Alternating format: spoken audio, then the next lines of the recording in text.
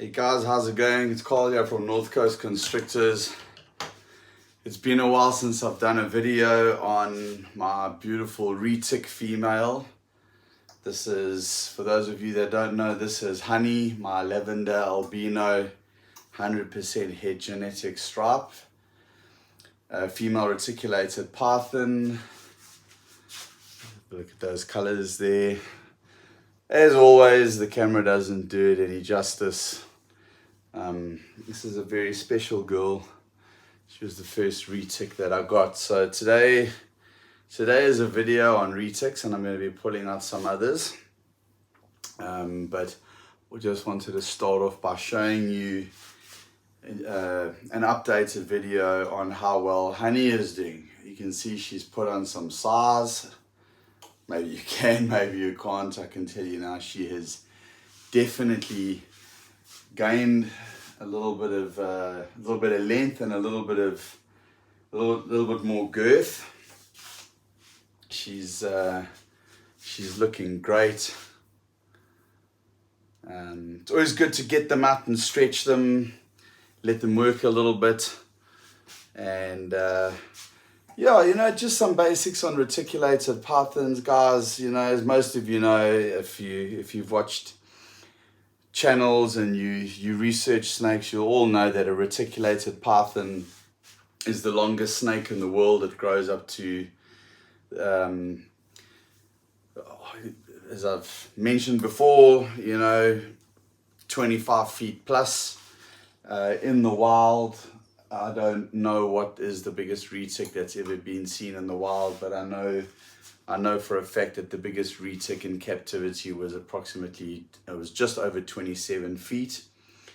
But a retic in captivity around the 18 to 20 feet mark, very, very common. And then, yeah, 23, 24, 25 feet, achievable for sure. Retics are incredibly intelligent snakes. They are right up there, I would say, in the top 2 most intelligent snakes in the world. A king cobra is an incredibly intelligent snake, and a retic, I can't say which one is more intelligent. I don't have a king cobra. I don't think I'll ever have a king cobra. I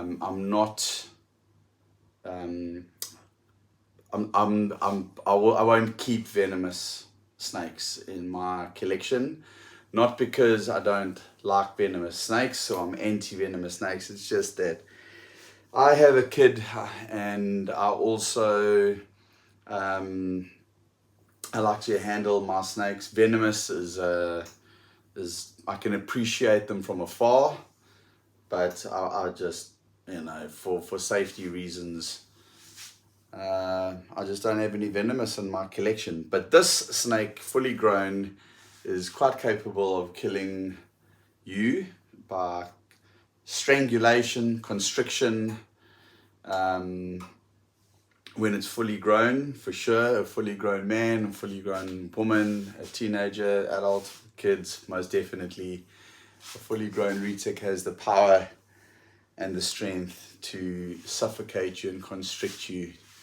It is one big solid muscle. This girl is still small enough for me to handle and do it safely on my own. Once she gets to over 10 feet, maybe around about the 10, 12 foot mark, then I'd probably have someone with very, very close. My girlfriend lives with me. She's always in the next room, so somewhere in the house. And if I ever get myself into a situation where this girl or one of my other retics is too big for me to handle on my own, I'll always make sure that someone else is within shouting distance that can help me get, if I start getting constricted, if I get myself in a situation where the snake has wrapped me around the neck, or I've taken a bite and it starts to wrap, and I can't get it off. You know, there's a video on YouTube where a lady that's had a retic for a long time, you can just Google, just go onto YouTube and Google woman bitten by retic, and I promise you it'll probably be the first one that comes up. This is a retic that she has owned for years. And there's a lot of negativity around that video, and there's also a lot of positive things that you can take around that video. She did make like real novice mistakes, but she is not a novice snake breeder or keeper. I can tell you that right now, and that is just purely judging from her reaction to getting bitten by her retic. Her getting bitten in the first place was a novice mistake, but what she did, okay, but she was too familiar with the snake, and she probably just got too overconfident. And what it did was just a natural feeding response. She didn't tap train, hook, what I call hook tap training.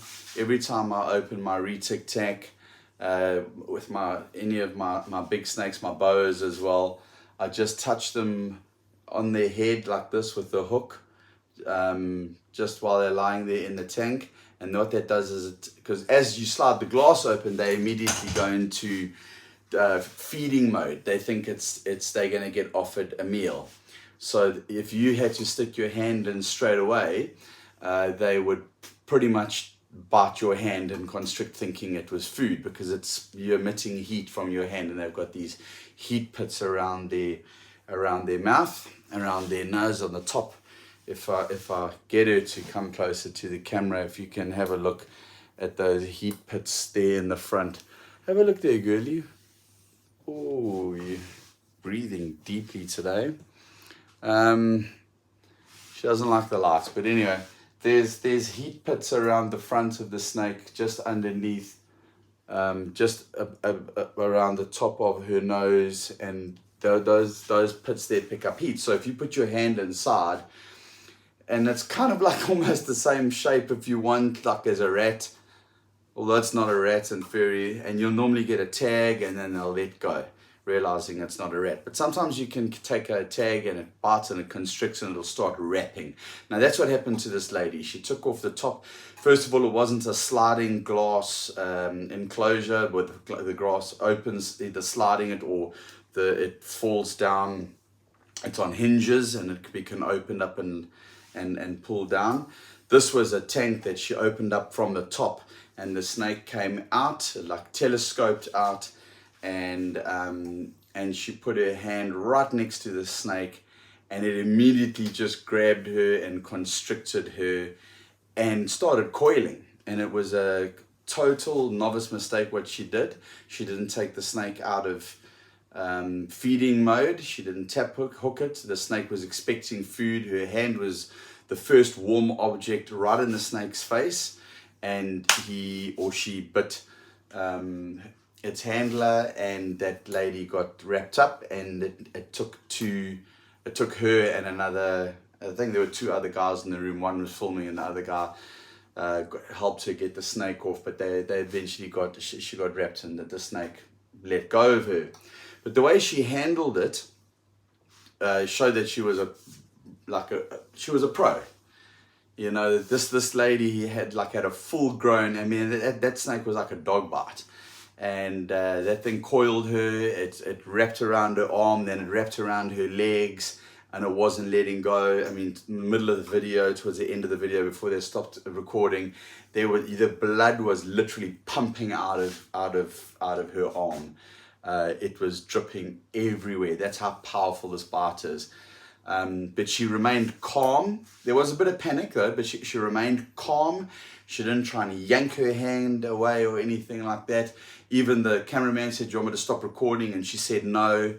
So she really was a professional. But then right at the end there, you can see the panic started to set in, and they actually jammed the hook, a snake hook, between her arm and the retic's top jaw. And eventually the retic let go, and then then everything was fine. And then the video cut. So it doesn't matter how long that I've had this snake. Whenever I pull her out of the tank, her enclosure, she always gets tapped on the head with a snake hook, and then she knows, okay, it's not food. And now she gets inquisitive. It's going to be handling time. So I pull her out and I handle her, and then I put her back, give her some exercise. And I just absolutely love this girl. She's one of my favorites. So I'm also going to show you another 2 retics that are, I've had them for a while. And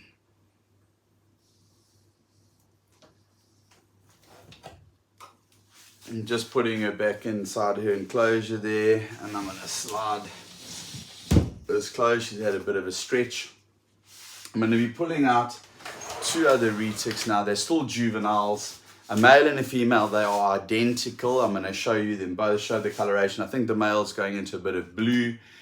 He's starting to he's a little bit dull, so I'll show you the male and the female, but they're both identical.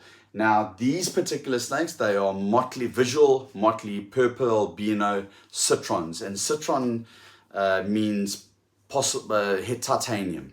Okay, so I'm going to be breeding these snakes together to produce motley purple albino titaniums, but that's still a long way off. Let's start off with the male here. And as I say, these are young retics. Okay, now this boy is going into shed, so his head is normally almost ghost white, and you'll see that on the female. Also, the colors on this snake on the camera do not do it justice. But this is Asclepius. That's his name, Asclepius. And for those of you who are wondering how did I come up with the name Asclepius, if those of you that know your medical stuff, if you've ever seen doctors, nurses, ambulance operators, and also the signs outside hospitals and emergency rooms, there is a stick with a snake wrapped around it, a serpent wrapped around it. Now that serpent's name is Asclepius, and that is in Greek mythology.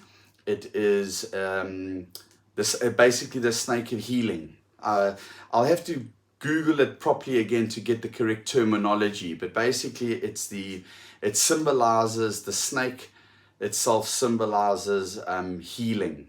Okay, and that is why, if you don't know why there's a snake wrapped around a cross or whatever it is that's wrapped around in the medical professional, it's from Greek mythology, and the name of that snake is called Asclepius, and it's for healing.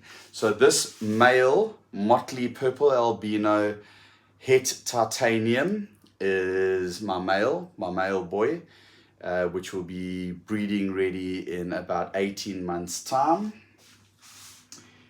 And I'll pull out the female, who he does not like to go back inside. Not a big fan. He loves to be held. Right now, sorry for me going out the camera. This is the girl. And you can see identical genetics, but you'll see now how white her head is. Okay. Now his head is that white, but usually, but because he's going into blue, it starts yellowing out a little bit and dulling out a bit. She's not going into the blue. Look how beautiful that snake is. Look at the markings on her. She is also a motley purple albino citron, which is het titanium. Okay. Usually you would buy your female a year and a half to anywhere between a year and 3 years before you buy the male, because you always want the male smaller than the female if you're going to breed them together. However, the chances of coming across 2 of these genes at the same time when I made the purchase was very, very rare. And obviously them both being het titanium and both being motley visual purple albinos, you want to breed them. So the plan is to slow grow him, and that does by no means mean restricting food from him. It means controlling the size of the prey and how often I feed him, and keeping it a little bit smaller, the prey size, so that he doesn't grow as fast as this girl here. And she will be on a slightly different feeding regiment. So she will probably get fed a little more often. And when I say often, he'll probably get fed every 10 days now while they're still very young, and she'll get fed every 7 days. I will increase the size of her prey a little faster than I'll increase the size of his prey. As most of you know, retics have got an incredible feeding response. She is a little bit smaller than him now, but they're both exactly the same age. She battled a little bit with the food, but she now smashes. She really is. She eats like a machine. So she'll be getting fed every 7 days, and I'll be upping her prey size so that when she hits approximately 3 years old, around about 3 years old, 4 years old, she will be I would say between 12 and 15 feet, and that's kind of like the goal. For me, under 10 feet, I won't breed the female, and he will probably be hovering around the 7-8 feet mark, 7 to 8 foot mark, and hopefully we produce motley purple albino titaniums. Who knows? If the odds are in our favor. So let me try and put her back. She's also one that doesn't like to she doesn't like, I'll just turn this camera this way so you can see what I'm trying to deal with, yeah. She is one that doesn't like to go back into her enclosure. Let's try our hardest to get her back in. I've got them in tubs at the moment.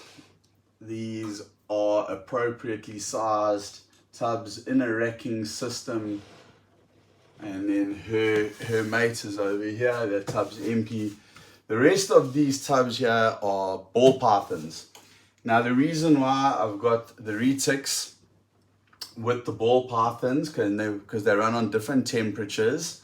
Ball pythons usually about 1.5 to 2 degrees on the hot spot warmer than the ball pythons. The ball pythons are usually about 1.5 to 2 degrees warmer on the hot spot.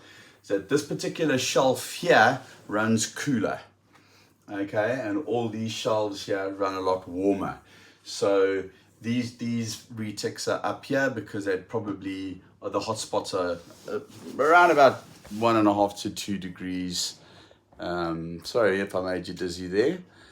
A little bit cooler. The ball pythons like it a little bit warmer. Retics are kept slightly cooler.